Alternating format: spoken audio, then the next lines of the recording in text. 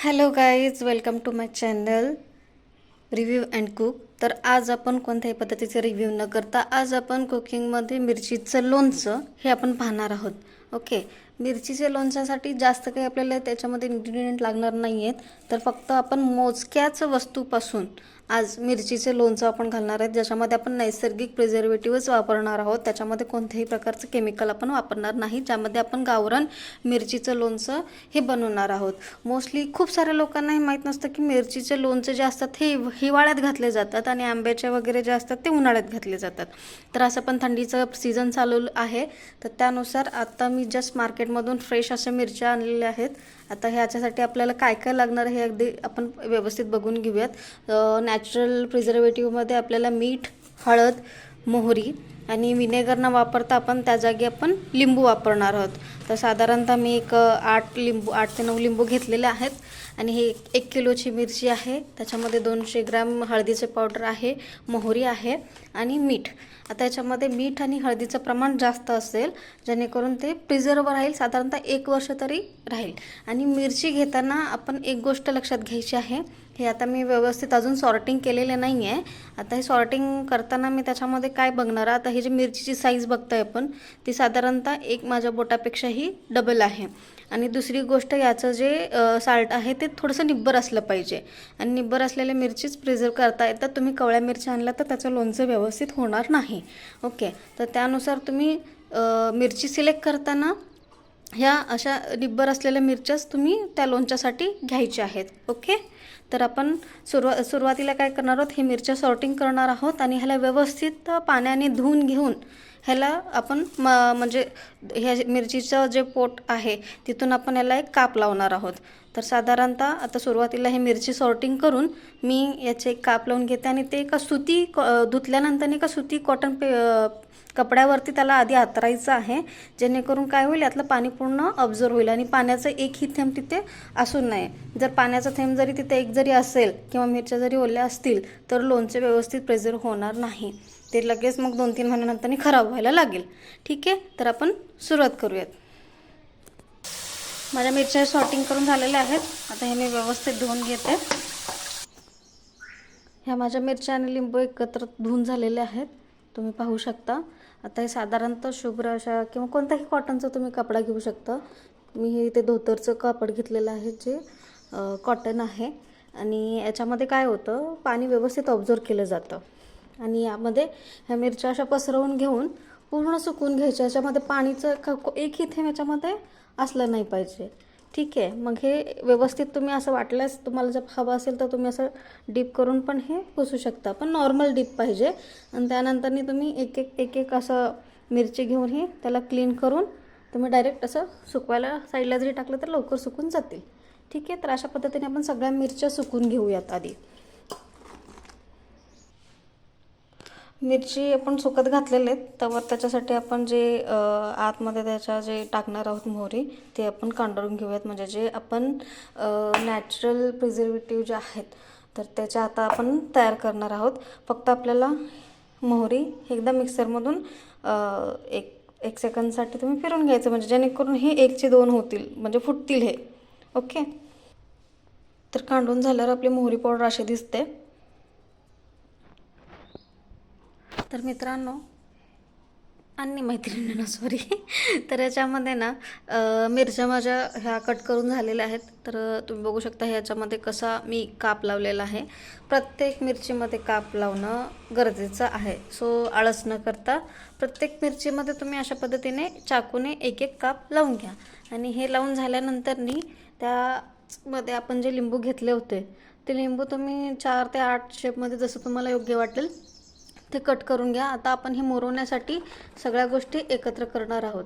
Okay, आता सुरुवातीला ते लिंबू आणि मिरची आपण मिक्स केलेले आहेत आणि आपण जी मोहरीची पावडर केली होती तीही आपण याच्यामध्ये मिक्स करणार आहेत. त्यानंतरनी हळद पावडर आपण मिक्स करतोय. हळदीनंतर आपण हे मीठ टाकतोय आणि आता हे सगळं मिश्रण व्यवस्थित पद्धतीने तुम्ही आता हाताने हे मिक्स करायचं आहे. मिक्स करून झालं की पुढची स्टेप मी तुम्हाला सांगते. ओके, तर आपलं हे मिश्रण पूर्ण मिक्स करून झालेलं आहे. याला व्यवस्थित पद्धतीने मिक्स करून घ्या. तुम्हाला वाटेल की खाली याच्यामध्ये मसाला राहिलेला आहे, राहिलं तरी काही प्रॉब्लेम नाही. त्यानंतर आता हे प्रिझर्व करण्यासाठी आपल्याला एक अशा पद्धतीची जर चिनी मातीची भांडी जर भेटली तर खूपच अतिउत्तम. हे आतून व्यवस्थित क्लीन करून घ्यायचं आपण आणि याच्यामध्येही एकही पाण्याचा थेंब त्याच्यामध्ये शिल्लक नाही राहिला पाहिजे.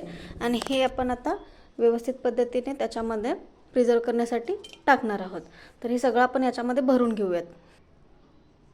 तर याच्यामध्ये आपले जे मिश्रण आहे पूर्ण भरलेलं आहे आणि त्याच्यामध्ये जे आपला हे मसाला राहिला होता तोही बाहेर न ठेवता त्याच्यामध्येच टाकून द्यायचा आहे आपल्याला.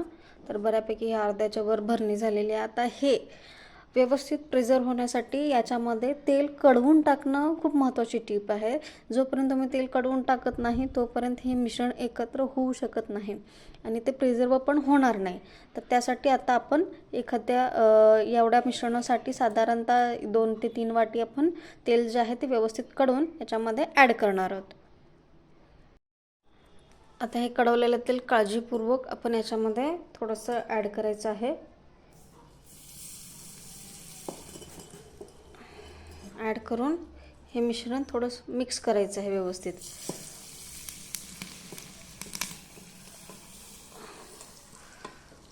ओके, तर हे त्याच्यामध्ये तेल गेलेलं आहे, थोडीशी वाफ आहे, गरम आहे तेल.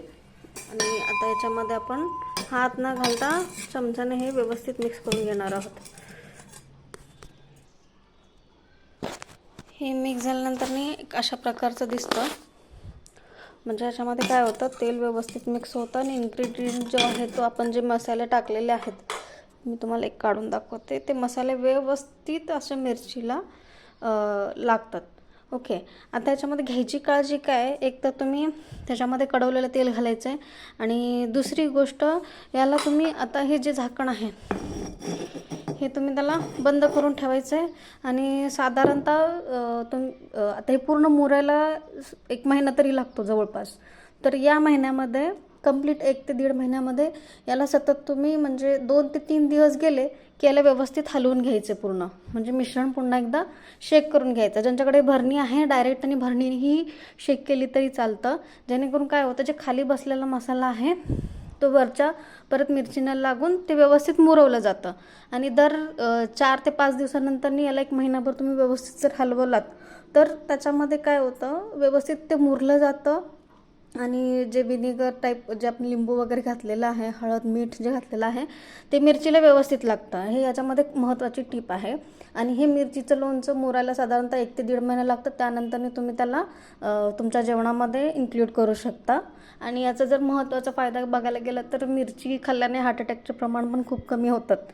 तर त्याला सायंटिफिक रिझनसुद्धा आहेत.